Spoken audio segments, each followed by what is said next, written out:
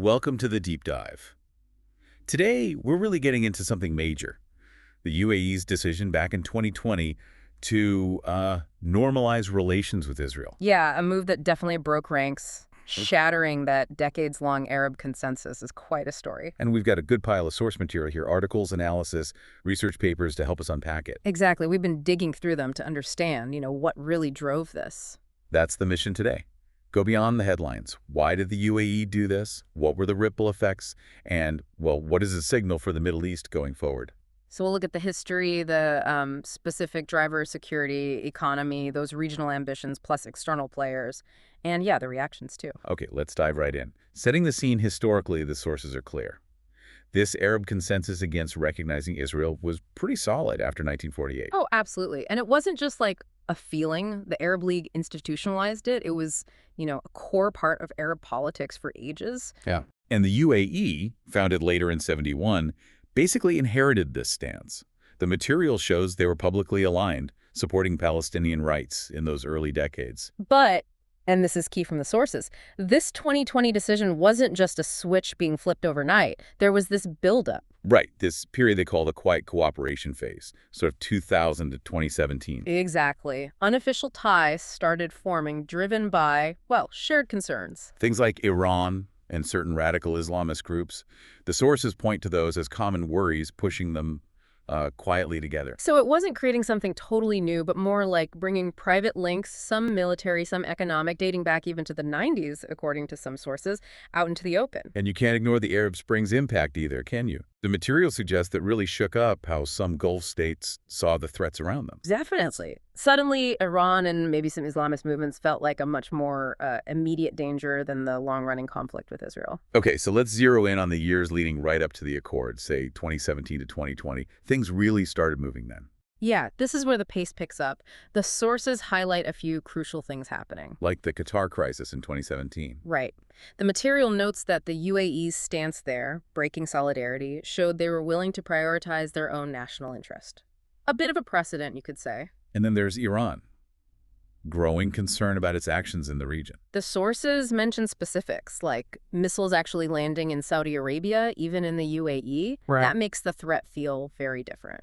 Much more immediate and personal, as the sources put it. Suddenly, it's not an abstract problem. Exactly. And then you have the Trump administration's influence. The sources are careful here. They don't say Trump was the architect, necessarily. No, but his administration's approach, very transactional, kind of created the space, didn't it?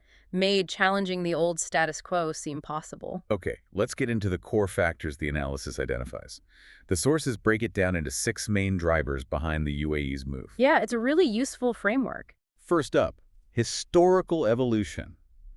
Basically, this decades-long shift from ideology towards, pragmatism. Yes, the sources stress those shared threat perceptions, Iran again, radical Islamists pulling them closer, and also generational change. Like with Crown Prince Mohammed bin Zayed, MBZ, the idea that he was maybe more focused on tangible results than symbolic solidarity. That's what the material suggests, yeah.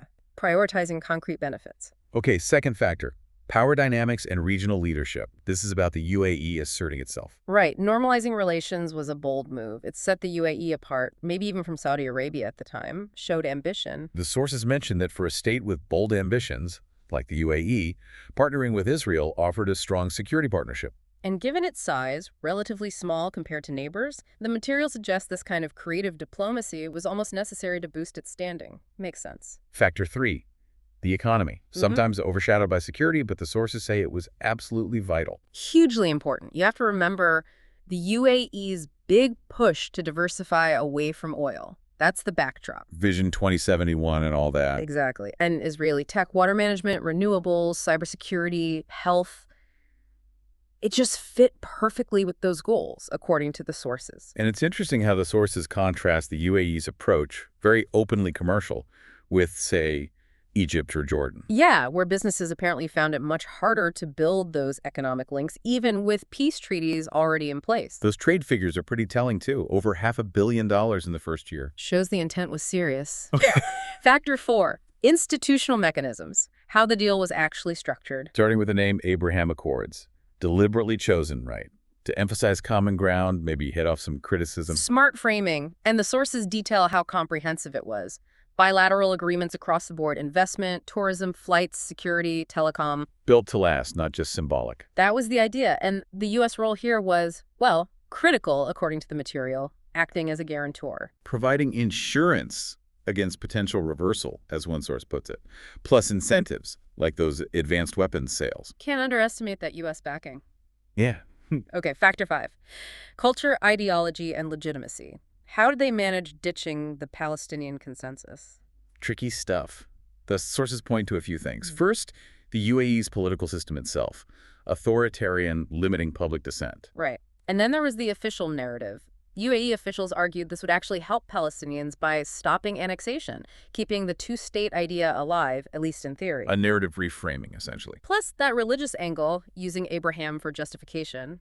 The sources suggest the leadership felt pretty confident in their domestic legitimacy, maybe based on economic performance, to pull this off. And finally, factor 6, strategic and security stuff. The Iran factor looms large here. The sources often call this the most important driver. Yeah, the material is very clear on the shared threat assessment, both the UAE and Israel seeing Iran as a serious and enduring security threat, and hostile to political Islam, too. Iran's reaction probably didn't help matters for them either, calling UAE rulers traitors, making threats. If anything, that likely just confirmed the UAE's fears. But the sources add a nuance here, too. What's that? That the relationship isn't only about countering Iran.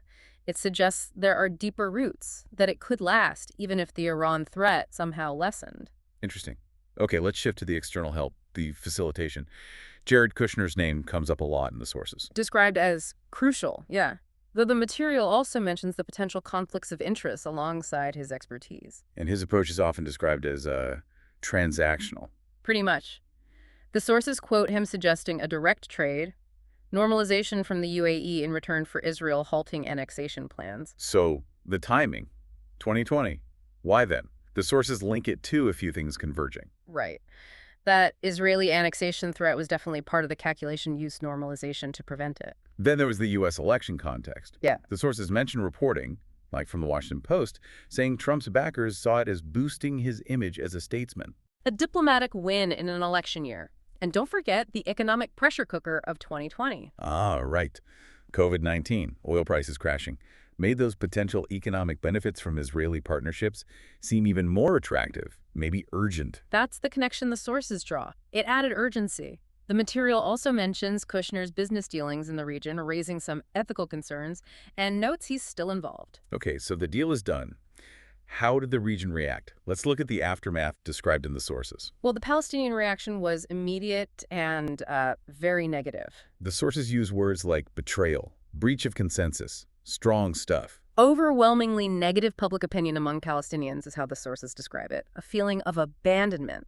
And diplomatically, it was a real blow. Yeah. Failing to get that Arab League resolution passed criticizing the deal must have been significant. That used to be standard. A sign of how things had changed. Looking wider, regional reactions were mixed, as the sources show. Iran.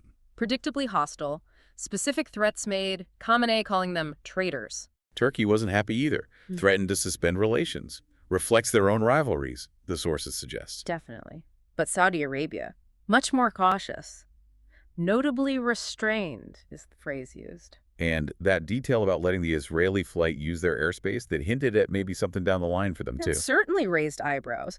Across the broader Arab world, the sources say it was mixed. Some quiet support from governments, maybe, but public criticism was still common. But then you get this bandwagon effect the sources talk about. Right. The UAE went first, and then fairly quickly you had Bahrain, Sudan, Morocco following. It sort of proved the UAE's gamble right, in a way, that they wouldn't be isolated. Exactly. The sources quote Kushner saying others were envious of the UAE's move. It positioned them as leaders, setting a new trend. Okay, let's try to synthesize this. What are the big takeaways, the lessons the sources identify? Well, one clear theme is pragmatism over ideology. National interest, security, economy trumping that traditional solidarity, a real shift. And it shows small states can drive big changes, right? Small state agency, as the material calls it. The UAE really shaped the agenda here. Absolutely. It also suggests something about legitimacy, that authoritarian states, if they have what the sources call strong performance legitimacy, maybe from economic success, can make these huge policy pivots. Interesting point. And the U.S. role. Still vital. Crucial, according to the sources, that American backing, the guarantees were essential. The material also mentions this challenges some academic theories about alliances and how states behave. Forces a rethink. For sure. And policy-wise, the implications are pretty direct. For the Palestinians, it means reassessing strategy, realizing that old automatic support isn't guaranteed. For containing Iran, it offers a new, maybe more multifaceted approach beyond just military stuff. For the U.S., it shows diplomatic leverage can work, and it potentially opens doors for more regional economic integration. So wrapping up, the sources really frame this 2020 decision by the UAE as, well, the end of an era. 72 years of Arab consensus gone. A fundamental break. The Palestinian cause, the sources argue, got pushed down the priority list behind what the UAE saw as its immediate national interests. That whole land for peace idea, the sources say it's irretrievably broken. And the UAE's ability to manage this domestically is linked back to its political system and that performance legitimacy we mentioned. Yeah, that's the analysis. But looking ahead, the sources are careful. They raise questions about the long term. Meaning? Well, the short-term benefits are clear economic ties, security cooperation, influence for the UAE and Israel. But the Israeli-Palestinian conflict isn't resolved. That's still there. And the sources explicitly mention recent events, the horrific scenes from Gaza, inflaming public opinion and damaging the credibility of normalization.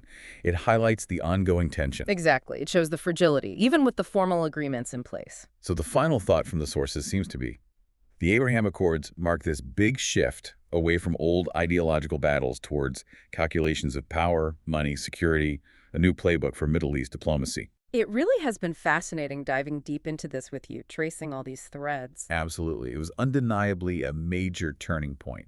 And maybe the thought to leave you, our listener, with is this, drawn from the sources. We see the clear short-term wins for the countries involved in normalization. But with the Palestinian issue still burning and all the other regional complexities, does this pragmatic, interest-first approach actually lead to a more stable Middle East in the long run? Or could it be sowing the seeds for different kinds of instability down the road? It's definitely something to keep watching and thinking about, considering all the angles we've touched on today. Welcome to the